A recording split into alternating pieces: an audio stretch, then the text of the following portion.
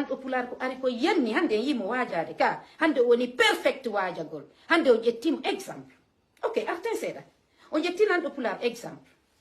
arɗo yenni ɓeygu mum o yenni taw allahu lam andi ɗum ɗum déjà min koye mission mi woni gila o yenni allahu mi sikki o acciti yennugol allahu ka barki allah e am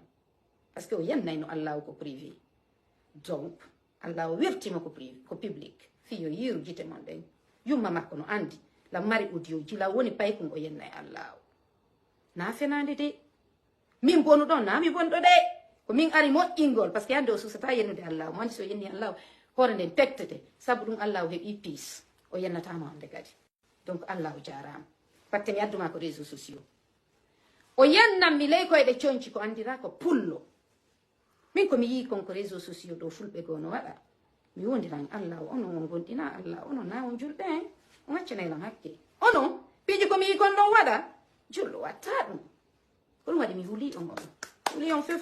ara fe iko sama kala batte imam madi ari inni piiji buyino toon nagonga ko fi ɗum mi inni min lan anduno imam madi ala are ko allah won addi ɓe e min komi seede e mum lan andi par ce que komin tori allah won yo goɗɗo aru après imam madi ari donc kari ko ɗam on ari